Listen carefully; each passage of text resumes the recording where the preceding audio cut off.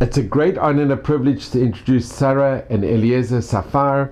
We're here in Nir Galim, in your beautiful home near Ashdod, and you both were born in Hungary. So אתם נולדתם בהונגריה? אנחנו, כן, שנינו נולדנו בהונגריה. אני נולדתי ב-1924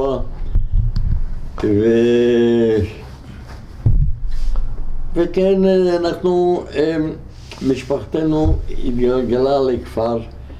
אבי בצעירותו הוא עסק בכל, הוא בחור ישיבה למה אתה רוצה לשמוע בדיוק את הקטע? אוקיי, כן, אוקיי. ואנחנו הגענו לכפר, אבי היה שם שוחט וממלא מקום רב, ושם גדלנו, היינו שמונה אחים, 4 אחים. Did you want me to translate? 4 בנים ו4 בנות,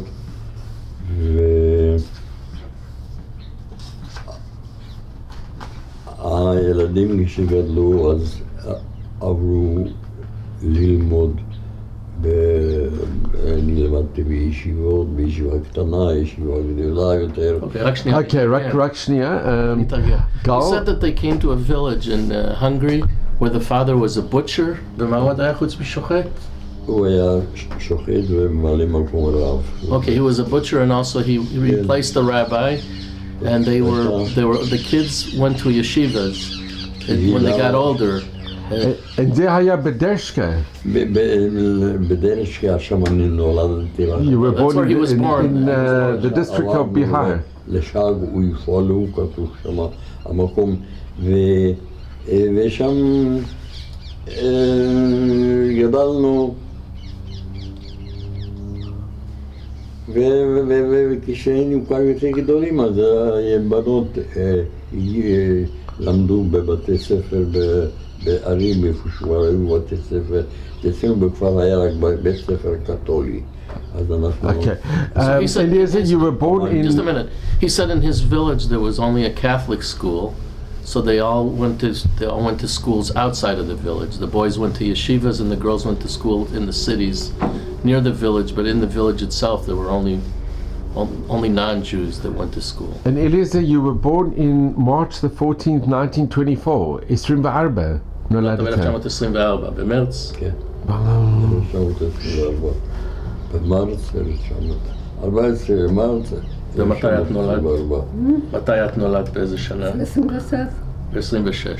26. She was born in 1926. שרה, ואיפה את נולדת? איפה את נולדת? בדרשקה. זה גם היה כפר? זה גם כפר? זה עיר, זה עיר. זה היה רע, זה כבר הייתה She was born in a small city. Safar. אוסטריה. She was born in a small city near the Austrian border. ב-36, in 1936. No, 26. 1926. 36. No, 36. 36, in 1936. מתבלבל בגלל זה. אז את בדיוק בגיל של ההורים שלי. גם ההורים שלי נולדו ב-36, אבל פה בישראל. Sarah, the town was near Geldermalk. צדמוק. העיר שכן. הבית חולים שם היה בצדמוק. The hospital was in Cheldermak. הבית חולים וכל המשפחה, האחים והסבא וסבתא. All her brothers and sisters were there also in Cheldermak.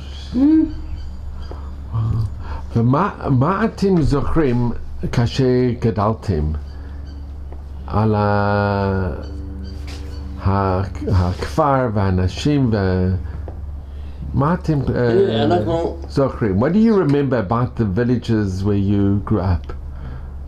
מה הזיכרונות שלכם, איפה שגדלתם? איך? אנחנו גדלנו בכפר ולמדנו בבתי ספר קתולים, כמו שאמרתי, ולימודי קודש. אבא, הוא היה מוסיף כמו לנו, כמו הילדים של הקהילה, היה נותן, בעצם הקהילה הייתה מ4-5 כפרים, בכל כפר גרו 2-3 משפחות, והוא היה בא גם לשחוט וגם לתת שיעורי דת לילדים. וכך גדלנו עד שנהיינו יותר גדולים ועד שהיה שקט. היינו בין הגויים, לא היה לנו שום בעיות עם הגויים, גדלנו יחד איתם ולא היו לפעמים ג'יד או מה, היה איזה הערות, אבל לא מעבר לזה, עד שהתחילו המלחמות, מלחמת העולם השנייה התחילה. קודם בהונגריה היה שקט הרבה שנים. אני אדבר לאט והוא יבין. בהונגריה יחסית היה שקט, כבר מסביב בסלובקיה, בפולניה ובכל היתר הארצות האנטישמיות כבר הייתה מאוד חזקה. רגע, אני אתרגם שנייה. השלטונות היו כבר, אספו כבר אנשים בגטאות, אצלנו היה שקט. עד ממש לרגע האחרון היה שקט, ותמיד חשבנו שבהונגריה לא יהיה גטאות ולא יהיו גירושים. Okay, let me I'll translate. What he's trying to get across is that in Hungary, where they live, they get along with their neighbors very well, and they didn't really think that they ever would have any problems with the non-Jews because there was a lot of friendships, and occasionally somebody would say dirty Jew or something. באו פליטים יהודים וסיפרו כל מיני דברים. He said around them in the Ukraine and Poland. There came refugees, Jewish refugees came. Yes, the refugees. זה אנשים אמרו שהורטי ראש המדינה, כן? He was the leader. Horthy was ראש הממשלה. אדם נאמר טוב.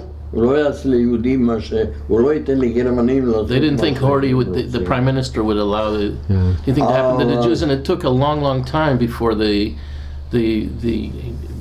any kind of anti-Semitic problems took hold in Hungary. Hungary was one of the last countries. All the surrounding countries suffered a great deal, and they had refugees who would come into They never Hungary. thought it would happen in Hungary. They never thought it would happen in Hungary, and it happened in Hungary very late was in the war. the middle of 1944, 44. last year. Yeah. So. ולמשל הציונות במדינה גם בהונגריה הייתה חופשית, יכלו לעבוד, אבל ב-1939 סגרו, נעלו, אי אפשר היה יותר, סגרו את ההסתדרות הציונית, אז מה שהיו פעולות של הכשרה או כל מיני דברים נסגרו, וזהו, ואז כמובן התחילה אנטישמיות, אבל זה כבר הרבה שנים אחרי שכל המקומות בסביבה, והגרמנים כבשו את הונגריה ב-2 לאפריל, ב-19 למרץ 1944, אז כבשו את הונגריה. שנים אחרי שבצ'כוסלובקיה. The Germans didn't conquer Hungary until 1944, until March, במרץ, הם כבשו. באיזה תאריך? במרץ אמרת שהם כבשו את... ב-44, נכון? ב-44, כן. 19 במרץ 1944. 1944 was when they conquered Hungary. אבל כבשו, אבל כבר היה להם הכל מוכן, מסודר, איך אומרים, מכיוון שהם כבר עשו את זה במיני ארצות. מה שלקח בכל המקומות חודשים ושנים, אצלנו זה הולך הכל מהר, כמו, איך אומרים, כמו משנה סדורה, אתה מבין? They were very organized, because they'd already captured the Jews and put them in ghettos and in concentration camps in Ukraine and Litva and Latvia and the countries around them, and Poland. In Hungary, they were already very organized. They knew exactly what to do. So very quickly, they were able to get lists and get organized and put the Jews into camps. It didn't take any time at all, as opposed to what happened around them before that. ויד הכניסו את היהודים לגטאות, אספו את היהודים מכל כפר, לא נשאר יהודי בודד בכפר הכי קטן, בודד לא נשאר, שבשיתוף פעולה עם המשטרה, הגרמנים מצאו כל יהודי מהר, ואם אני אגיד שבהונגריה את כל הגירוש והאיסוף היהודים עד לאושוויץ פחות מ3 חודשים, שזה מה שבמקומות אחרים עשו 2-3. They were so efficient that there wasn't a Jew left in any village or in any city in Hungary, and within 3 months they had everybody captured and put into ghettos or into concentration camps. They just knew exactly what they were doing, and they knew how to do it very efficiently and very quickly. אז זהו, אז את אבא אנחנו הגענו, המשפחה,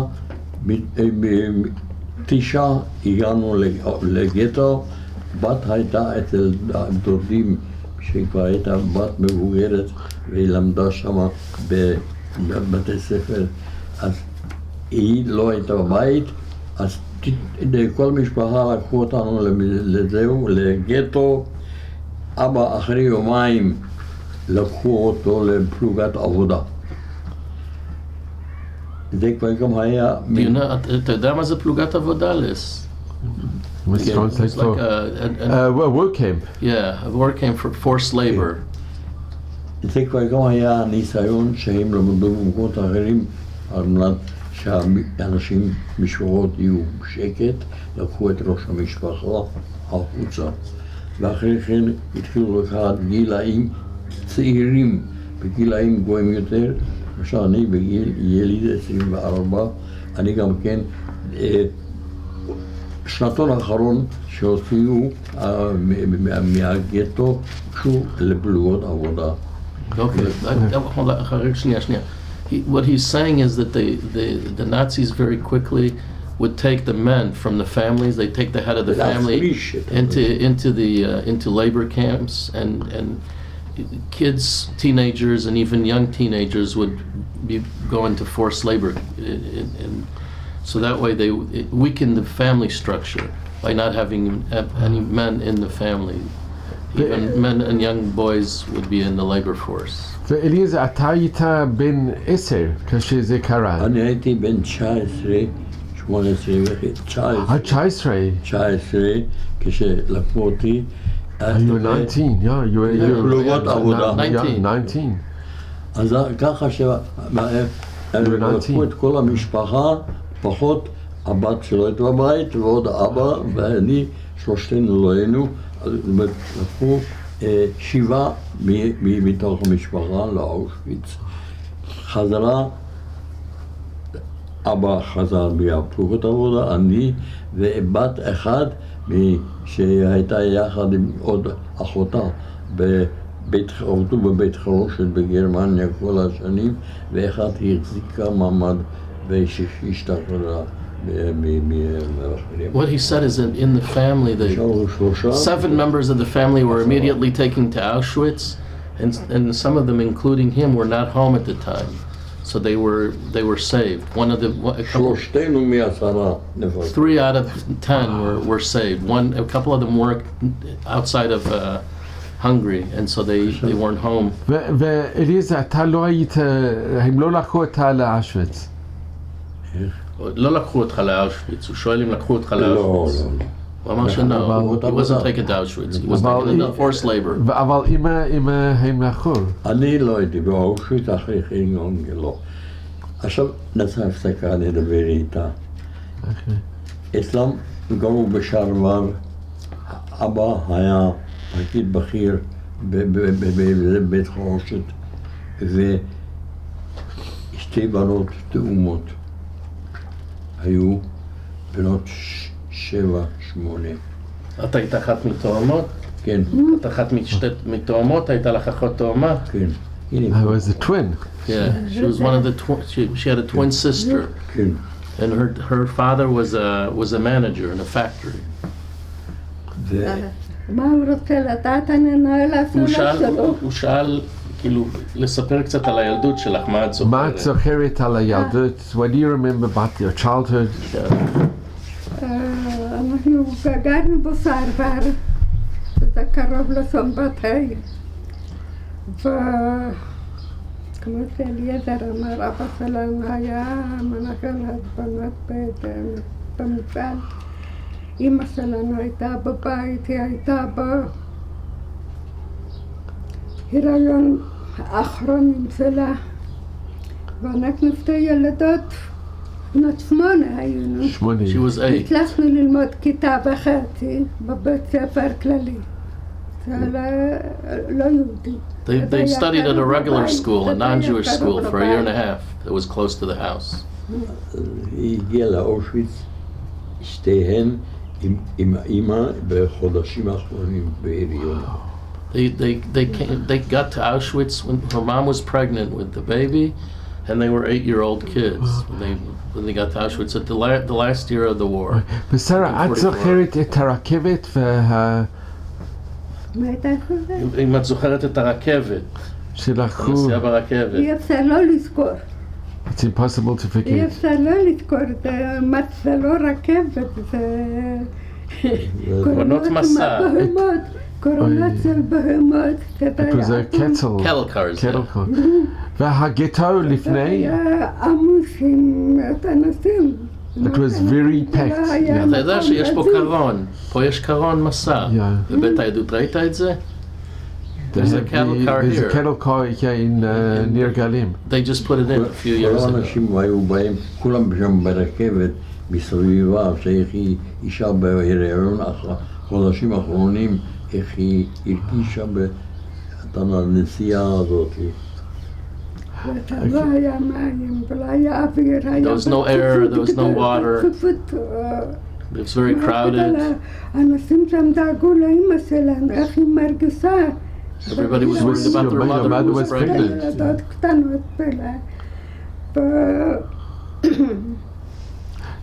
בהרכבת צעדו, ימים. Traveled for days. There was one for days with what? No water, no air. לא אוכל ושתייה. לא היה אוכל ושתייה. לא היה אוכל, נכון? לא היה no food, no water. אוויר לא היה, No מים. air. Not even air. מים. אוויר לא היה. ואיפה היה אבא? איפה אבא? אבא לקחו אותה עוד קודם למחנה עבודה. He was taken to a labor camp, a forced labor camp. הוא הגיע לחזית והרוסית, הוא לא שם. ראינו אותו רק כאן בדוכן המראה, כאן כתוב בא לעזור. אז הוא ברח פה עם הכובע. הוא בא לגטו לעזור להם להרוס את הדברים. He came to the ghetto to try to help them to pack their stuff. And then he jumped the wall and ran, so they wouldn't catch him. וגם בגטו זה לא היה כל כך טוב לפני. את הגטו אמרת, אני לא זוכרת הרבה מהגטו. She doesn't remember much of the ghetto. אבל הרכבת, the train, היינו בכמה מקומות בגטו, היינו בית חרוסת למסי, בית חרוסת לסוכר, ואחר כך העבירה אותנו עוד לבית חרוסת. היה שם רמפה גבוה בכדי לעלות על הרכבת. So she said they weren't in the ghetto for very long because the Nazis came so long, and they had different factories. There was a silk factory and another factory. It's in the book, she says. So. כדאי לבטל את הספר, תקרא את זה. עכשיו על זה, על הסלקציה, על הרמפה. רמפה, אנשים הלכו בסך. They made the selection. This is when you arrived in Auschwitz, כאשר באת לאושוויץ. עוד פעם. לא, הסלקציה, שהגעת לאושוויץ, נכון? היה הסלקציה. אז מיד לקחו הגענו אותם הצידה. לרמפה שם. כשאנחנו מגיעים סוף סוף הרכבת נעצרת, ומקבלים אוויר קצת, אז באים הגרמנים עם מגפיים, מנגלה. מהר, שנל. דוקטור מנגלה. ואת זוכרת את מנגלה? מה הייתה כאן? זוכרת? מגפיים מסוכסכות, יפה, בחור יפה, עם מקל She ביד. remembers Mengele with hard, tall black boots and a stick. And a stick. וסועטים, צועקים, נופחים, They would, מהר, would yell. מהר, They would yell. Snel, מהר, snel. מהר, מהר. ושם אנחנו עומדים שם בצורות. אז מישהו הכיר אותנו שאנחנו תאומות. ברור שלא. אז הפרידו צבילי. את אמא שלנו למקום אחר. They took your mother. אותנו They took mother to one place and then them as twins to בלי another. צלם, בלי חיבוק, בלי נסיקות, ככה. אתם הייתם קבלו איתו? אותם איתנו, פשוט מאוד. אתם הייתם איתו ממנגלה? כן, הייתם כן. איתו ממנגלה? כן. They were part of the Mengele twin experiments. So את היית עם מנגלה כן, כן. בניסיונות היינו לחוד Yeah, בצירופים של ניסיונות. כמאה ילדים היו שם. there were 100 kids there בציריף מיוחד. in a special cabin. עברו כל מיני ניסיונות, ניסויים. He experimented all kinds of ואת ways. זוכרת את מה שהוא עשה? את זוכרת? אוי. אני זוכרת שקודם כל, גם בתוך הצירופה עם התאומות היו תמיד 100 תאומות. התאומים היו לחוד בצירוף אחר. והיו איתנו גם משפחת גמדים שם. She said that they separated the girls from the boys. They had separate cabins, and they also had gypsies. כן. צוענים, נכון? צוענים היו שם. כן, צוענים, כל מיני. There were dwarves Tools, wow. who were there also. That he experimented with. מדהים, האוכל היה דל מאוד. There was very little food. קפה Very שחור. scarce. Food was very scarce. נפלתי לחם. הילד, והם בתור צעירים עשו ניסויים פשוטים יותר. לקיחת דם, מעיניים, תלשו כל פעם שערות וזהו. אבל האנשים המבוגרים, הרבה שנשארו על השולחנות הניתוחים. הרבה לא חזרו משם.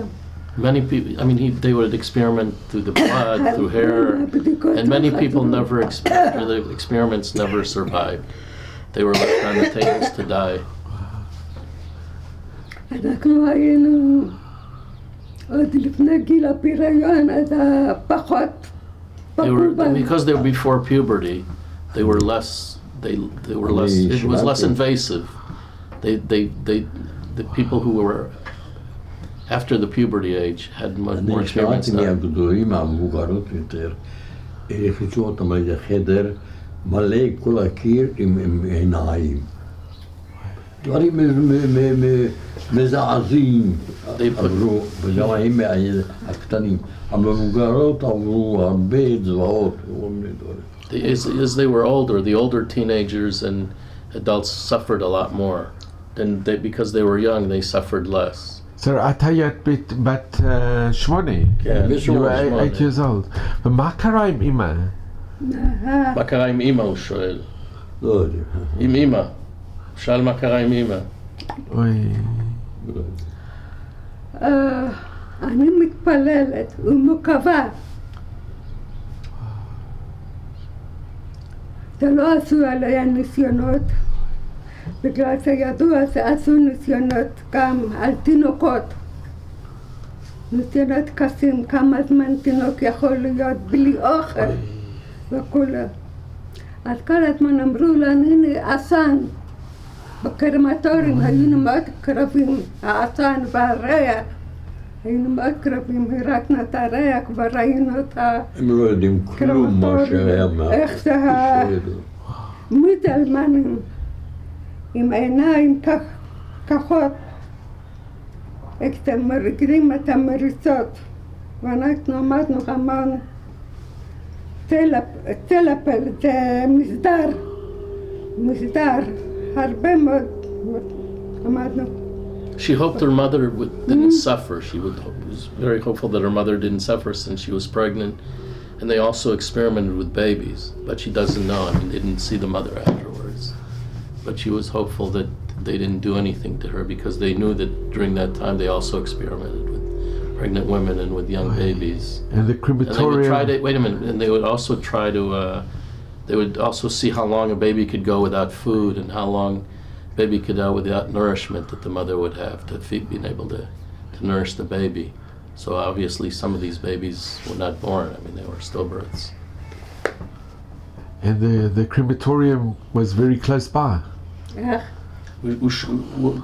Yes, and she you said could- that. She and said you- they could see, and they could see the smoke, and they could smell, and they could see the Muslim, and they could see these people taking the wheelbarrows from place to place with the dead bodies.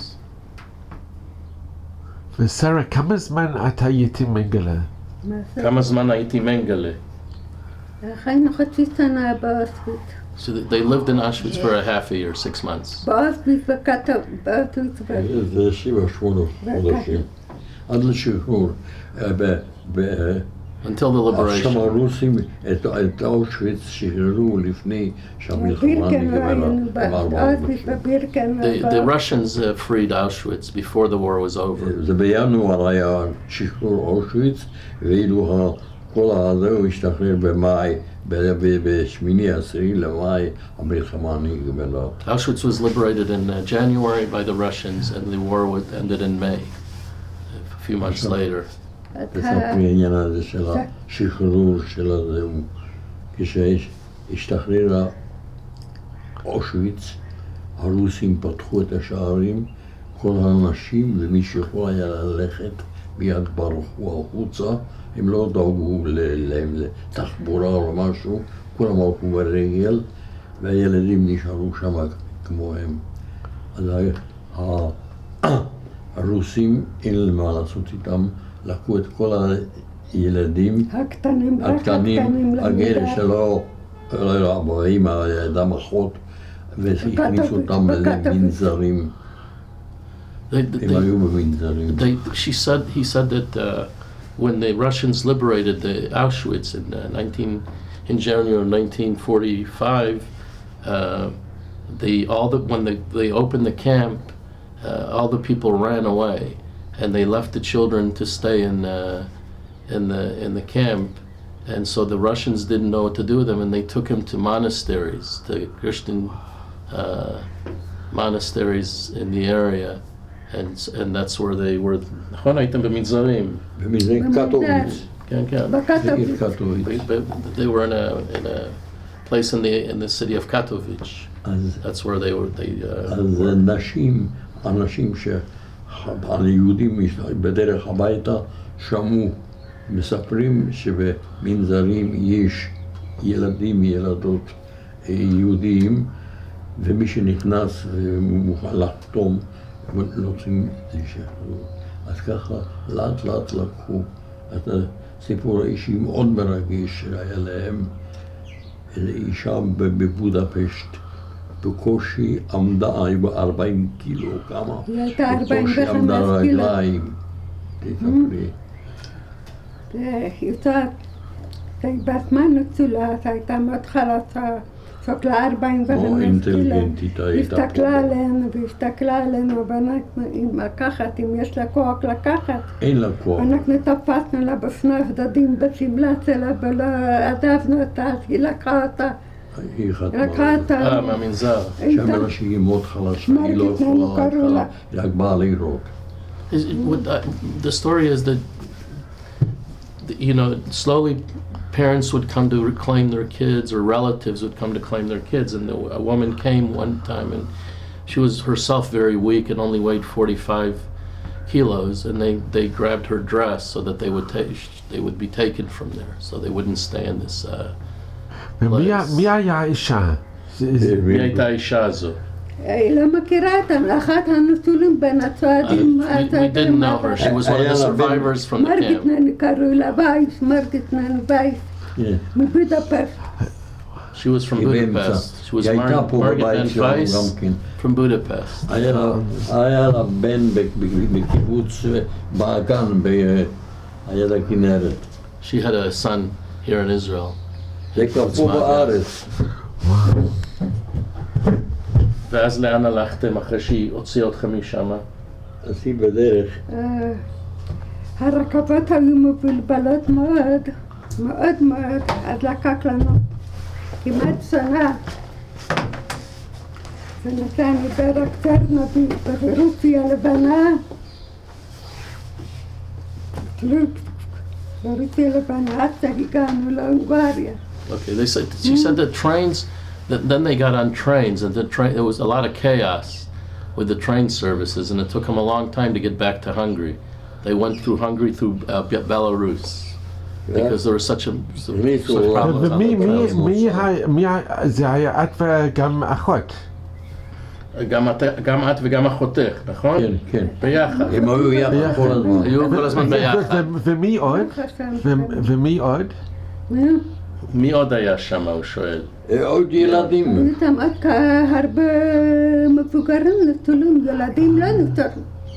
לא היו עוד ילדים. ילדים שלא תאומים לא נשארו בחיים בכלל. She said no children were left alive unless they were twins. So there were twins who were left alive and survivors who were on these trains. והגעת הביתה? הגעתם הביתה? להונגריה? לא הביתה, לא היה בית. לא היה להם בית. There was no home. There was nothing. למוסד ילדים. They went to an orphanage. דודה, היו להם מאחר קודם כחי. להבראה, בלילה פורה, זה היה תל השומר הצעיר. אחר כך איזה דוד They went to an orphanage that was run by the Shomer HaTzair, by one of the Zionist, non-Orthodox youth movements. In באיזה עיר? In which town? באיזה עיר? באיזה עיר זה היה? בדגיל? לא, באיזה עיר? באיזה עיר? לילה פורת. לילה פורת. גם בהונגריה. הונגריה. הבחרים, In the mountains. במיוחד מגנה הבראה, היו נראים מאוד רע. It was a camp in the mountains. לילה פורת. כשהגענו כבר רק חצי שנה לעודד, כשהוציאו אותנו למצד דתי, היה אמור לעלות לארץ. And from there they were taken to an Orthodox institution that was supposed to take them to Israel. אז שאלו, האם תחיינה העצמות היבשות האלה? עלינו. מה שאלו? האם תחיינה העצמות היבשות האלה? מי שאל? עלינו, המדריכים שביניהם. המדריכים. She said that the counselors would ask, will these dry bones live? Because they were so frail and so weak. They didn't think that they would live and survive. נכון? לא חשבו שתישארו בחיים. כן, היו אחר כך במעונות ילדים, ועם עליית הנוער התגלגלו שנה, עוד שנה בקפריסין, הם היו גם באנגלים, תפסו אותם, את האונייה, אונייה כנסת ישראל. היא הייתה באונייה הענקית הזאת הגדולה של כנסת ישראל, שרשו כמה 4,000 יהודים היו, אבל לאנגלים תפסו אותם, לקחו אותם לקפריסין. So she went, eventually they, לא, אל תביא כלום, הכל בסדר. Eventually they were taken on a boat. איך קראו לסירה? בבקשה? איך קראו לסירה? כנסת ישראל. כנסת ישראל. גם גוש עציון. לא, אז זה הסבירה שלי. לא, כנסת ישראל. כנסת ישראל. כנסת ישראל. The boat was named Knesset Israel, and they were 4,000 to 5,000 people on the boat. And when they got close to Israel, the British This was still captured the under the boat. British mandate. Correct. It was before Israel became a state in 1948, and they took him to Kafrisin, right? Kafrisin, to Cyprus. They To took him to Cyprus. Cyprus. Took him to Cyprus, where they were in internment camps for a while, until they were freed from there and came. ומתי באת לארץ? מתי הגעת לארץ? באיזה שנה? 1947. ב-1947. העלייה לארץ זה לא היה פשוט, האונייה זה היה הברכה, להרוס רק איטליה, אבל הברכה הוא לא היה לגיטימי. It's illegal. They were illegal. פחם, שלא היה מקום לדוד, רק לסקף. Illegal immigrants, and they had to lay low in the לא היה boats. מקום לדוד. There was no place to. היה אוויר? באוניות היה אוויר? אוויר היה? אוויר, קצת. הם זרקו האנגלים עלינו את גז. גז מדמיע. They tear gas. They threw tear gas. The British. The British when they captured. And שרה, פגשת את האבא אחרי המלחמה? את אבא פגשת אחרי המלחמה? תעודות לא מאושוויץ. חזר מקורונה. הוא לא חזר. He לא didn't חזר return. מקורונה. מצלמים את תעודות מאושוויץ. אוקיי. יש תעודות מאושוויץ. כל הסטטיסטיקות השונות. This is the יש כמה דפים שם. from Auschwitz. These are the יש עוד דף. יש לך דף נוסף, there's another page. so, מי מהמשפחה, רק את וגם אחות? רק אתם נשארתם, נכון? נשארתם. כל השאר, כמה הייתם במשפחה? 2. לא, אבל כמה היו בהתחלה? שניים ואמא בהיריון. הייתם כאילו הייתם 4. מה? הייתם אבא ואמא? אבא ואמא. ושתי תאומות והתינוק בהיריון. בדרך. You were in the 3rd of August in 44 in Birkenau.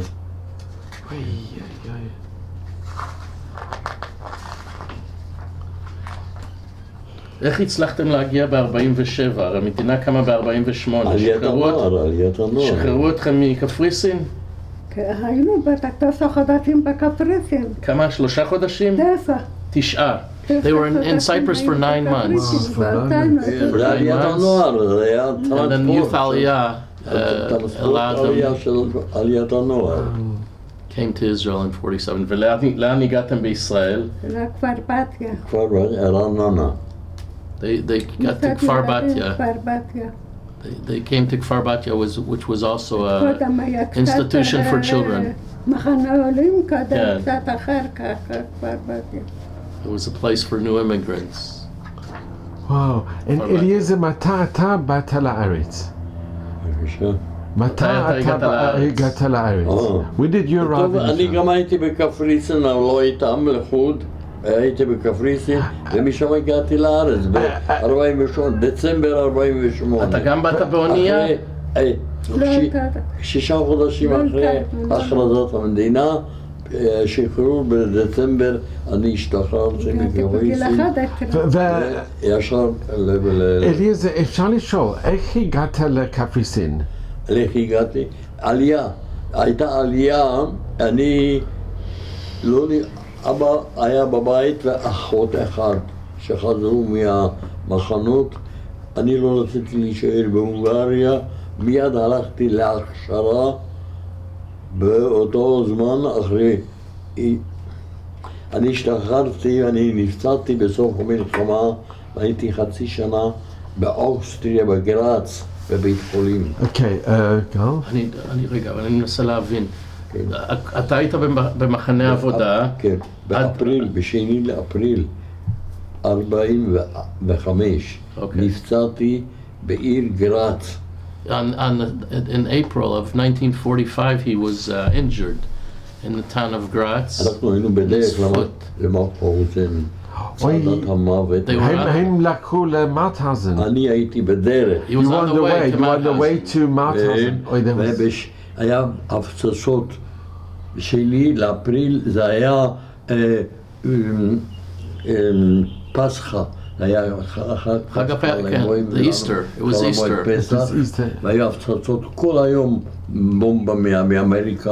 The Americans were bombing ואני the שם area, נפצעתי. and he was injured. והייתי בבית חולים חצי שנה באוסטריה. And he was in Austria at a hospital for half a year. בספטמבר, אוקטובר השתחררתי. September, October he was released. ברחתי מהזהו, ואז הגעתי להונגריה עם חבר לבית החולים. And got to Hungary, to a hospital. ואני, כן, אבל אני...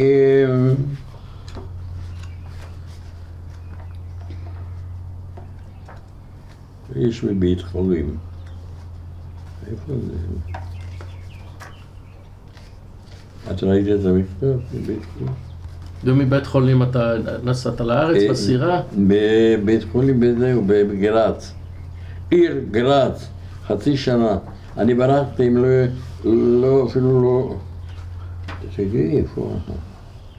So Gal, in the meantime, if you can... We've already said he was in the hospital for 6 months. Eliezer they actually took on a death march to go to Mauthausen. And the nice, Eliezer זה הניס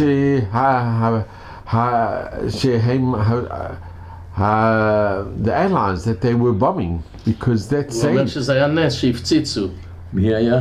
זה שהפציצו, הוא אומר, זה היה נס, הוא אומר, זה... זה לא.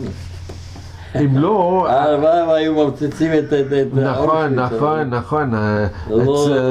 It's a pity that they didn't bomb the railroads or ואחרי Auschwitz שברחת or מבית חולים, נסעת להונגריה? ברחתי, הגעתי להונגריה, ראיתי שמשפחה, מי חזר ממשפחה, ואז אני ראיתי לי מה לחפש שם, ואני באתי ישר נרשמתי לעלייה וזהו. ומי נשאר מהמשפחה, אליעזר? אבא ואחות. 10 נפשות נשארנו Out of 10, there were 3 Only left. 10, only your Sister and a father. ואחות ואני, 3. ואליעזר, אפשר לשאול, כאשר אתה ראית את אבא אחרי המלחמה וגם את האחות, after the war, when you saw your father and your sister, איך הרגשת כאשר ראית את אבא ואת האחות? אני מגיע ואני פוגש את אבא ואחות. איזה שעה לא יכולנו לדבר, לא היה לנו איפה מתחילים לדבר, איפה נשאר, איך אומרים, החוט נפרד. You couldn't זה speak. קשה, מאוד קשה. It was hard to communicate. מה לשאול, איפה, מה. לא דיברנו עם ככה עם העיניים. We spoke with our eyes because it was very hard to communicate. אתה הגעת, אבל עלית על סירה שעלית לארץ. ואתם גם באונייה, נכון? באנו, למדתי גוש עציון. אני הגעתי מקפריסין להנה עם למדתי גוש עציון. From Cyprus they came here and אליעזר, אפשר לשאול, האבא והאחות, הם גם רצו לבוא לארץ? הם אחרי שנה אחות ואבא הגיעו אחרי שנה וחצי, שנתיים, שאני כבר הייתי בארץ. Oh, so they came afterwards. they came a year or 2 years afterwards. 51 הגיעו לארץ. They came in אני כבר 51. הייתי פה. אתה הגעת ב-48? אני הגעתי בדצמבר 48. You came in December of 1948. From מקפריסין. מקפריסין. From Cyprus. אז גם אתכם תפסו ושמו בקפריסין. כן, הם שמו בקפריסין את כל אחד מי שתפסו אוניות. מי לא את כולם, אבל מי שתפסו הם הביאו לפה. ואליעזר, איך קוראים את האונייה שנסעתם לארץ לפני שהגעתם לקפריסין? מה השם של האונייה? What was the name of the... השם של האונייה שלנו היה למד-ה' גוש עציון. למד-ה' גוש עציון, וואו. אני רוצה לשאול שאלה, הבתים פה בניר גלים, הם מזכירים את הכפרים בהונגריה? יש איזשהו משהו משותף לאיך שבנו פה את הבתים ומה שהיה בהונגריה בכפרים? לא. כי הניצולים שבאו לפה היו מהונגריה, לא ידעתי אם הם... זה נכון, אבל הם... אנחנו לא רצינו לדבר על הונגרית, לא דיברנו הונגרית בינינו, היא מדברת הונגרית, אנחנו בבית שלנו לא דיברו הונגרית מילה אחת, הילדים גדלו והם לא שמעו מאיתנו על השואה, אבל הם הבינו, יש דברים שאנחנו לא מדברים עליהם, וכל מה שיש בבית, והמשפחה, וכל זה אנחנו לא דיברנו, פשוט מאוד. לא היה לנו איך להתחיל לתקשר, להתחיל לדבר עם ילדים על משפחה שנעלמה. רגע, אני אתרגם דקה. He said that in his family they didn't talk Hungarian at all. They tried to forget the Hungarian culture and the Hungarian people, and they try to speak Hebrew. And they didn't tell the children anything either when they were born, and it just the kids could feel in the atmosphere, but it wasn't talked about. כן, מה רצית להגיד? אני רוצה להגיד משהו. אהרון אפלפלד כתב 40 ספרים רק על נושא הזה. אין שפה שאפשר לתאר את מה שהיה שם. וכתבו המון ספרים. והקצה מה שאפשר לתאר בכלל מה שהיה שם. עם כל הקושי. אנחנו מנסים להעביר, כתבנו ספר וסרט לדורות הבאים, שאלה שלא זכו לחיות, להקסים. אנחנו זעקים את זעקתם. הבנת? וגם הלא יאמן יכול לקרות. ולמען אלה שלא זכו, שלא זכו, אנחנו חייבים לספר ולהקסים, איך להגיד את זה.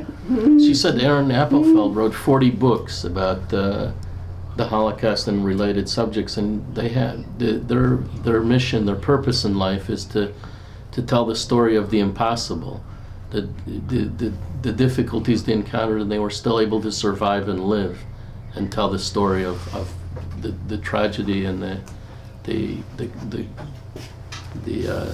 everything they encountered, and it's upon them now to educate the future generations about the story. Here's the letter.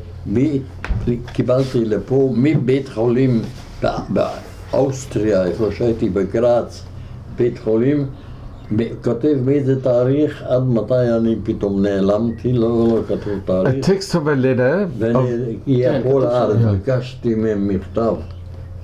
זה שלחו מהבית חולים בגרץ. So they sent it. This is the text of a letter of April. שני לאפריל, מתי, כמה כתוב?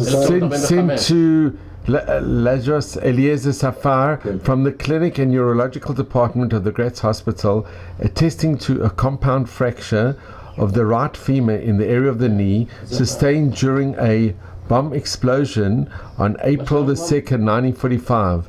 The period of hospitalization lasted until November the 3rd, 1945.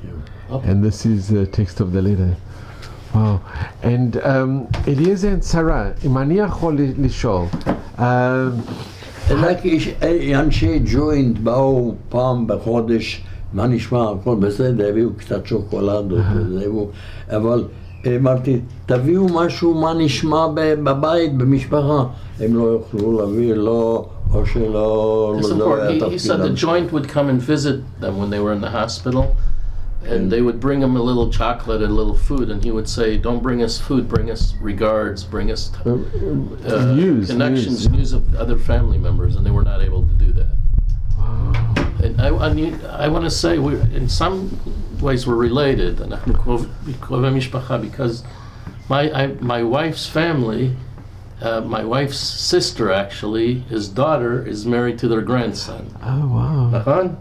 So you have mishpacha. So we're family through marriage. Wow. And that happened just a few years ago. And they have a new baby, so we both see the family.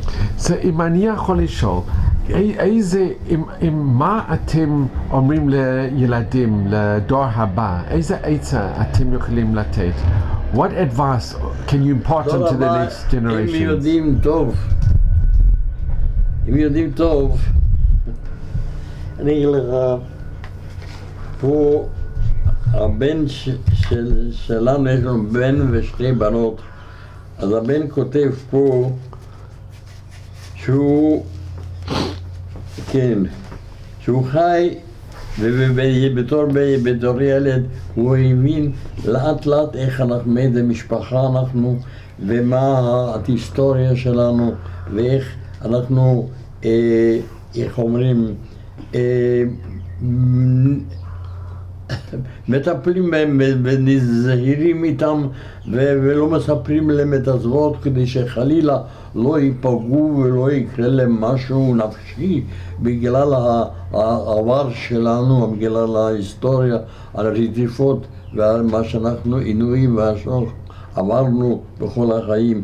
אז זה רק נותן להם חיזוק בדרך שלנו שאנחנו באים פה ולא סתם באנו לאיזה מקום להתיישב באיזה עיר, באנו לבנות את המדינה על מנת שזה תהיה מדינה בר קיימא, מדינה חזקה, והנה כל הילדים שלנו, כולם עד האחרון הלכו, בנות אפילו, כל בת עשתה שירות צבאי מלא אצלנו, והתפרט למשפחה שלא, אבל כולם בקרבים וכל דבר. He said that it was very important for them to give the new generations hope, and that and they came to settle the land, and that's why they live on a moshav and not in the city. And all of their children did a complete full military service, including the daughters.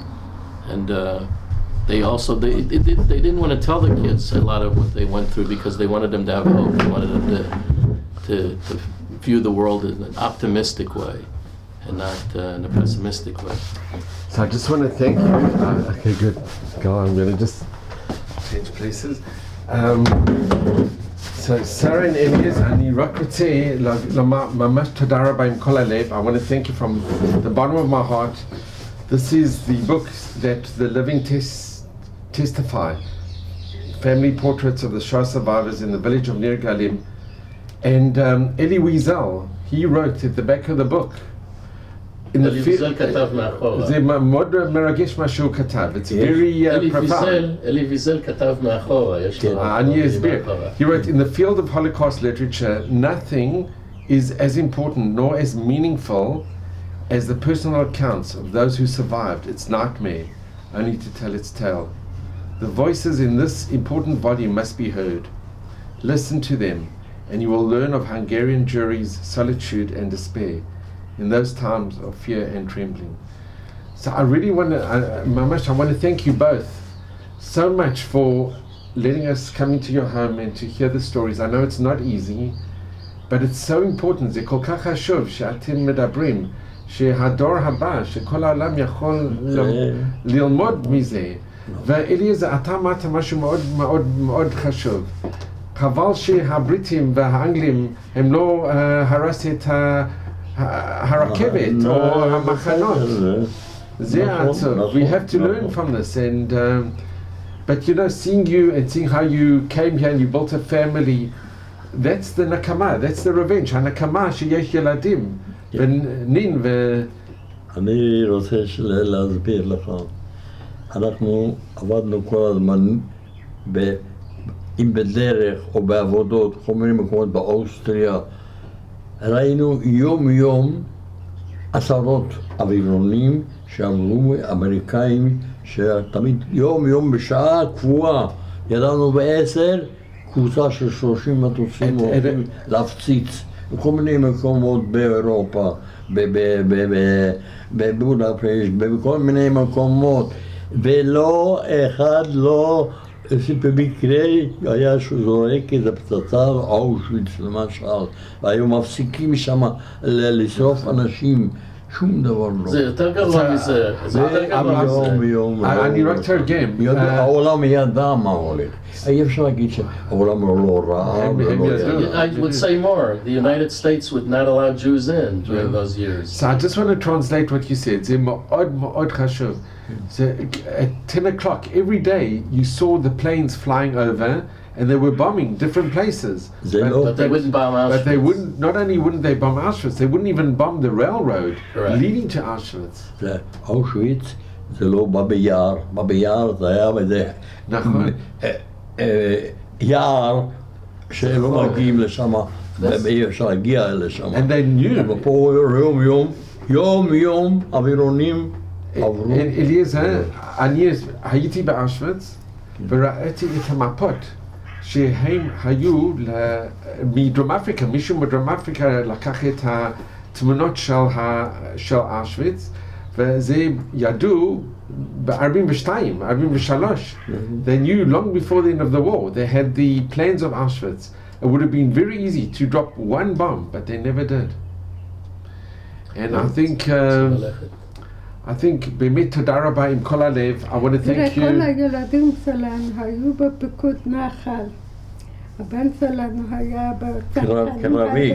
וואו. הנכדים שלנו, כולם בחלק הם עשו סרטון מאוד יפה. יש לנו שני טייסים באגוז, בסיירת, ובזה, וכולם אומרים שאנחנו נותנים להם את ההשראה, וכאילו כמה שהם עובדים קשה, ולסחוב אלונקות לחרמון שם, אבל הם אומרים, שני נכדים טייסים. כלום. They were inspired by They it. inspired. הם כל כך קשורים אלינו, הם מאוד... אתם יודעים, הנקמה זה המשפחה. כן. המשפחה שלכם זה הנקמה. הם עשו סרטון מאוד יפה, היה סרטון שיצא לפני, לא זוכר, שנתיים אולי, בדיוק על הסיפור שלהם, ואחד הדברים... זה אני אכתוב לך. אתה שומע? אחד הדברים היפים זה שבקרון הזה, הם יוצאים כולם מהקרון. כל המשפחה המורחבת הגדולה יוצאת מהקרון, זה דבר מדהים. של כל הניצולים, וכל הילדים, וכל הנכדים, וכל הנינים. מאות אנשים, כמה שהיטלר ניסה להשמיד, הוא לא הצליח. אפשר לשאול, כמה היה במשפחה? כמה ילדים? כמה שתיים, רק שני תאומים. יש לנו בן ושתי בנות. וכמה נכדים? 11.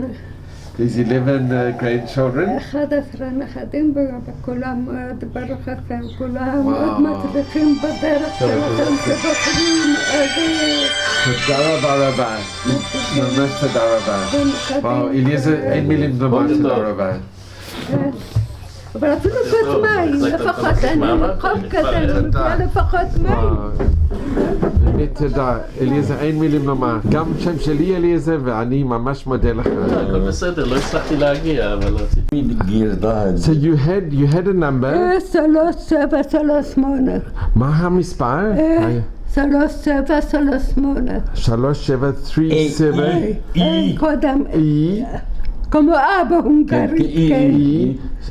3738. 3738. 3738.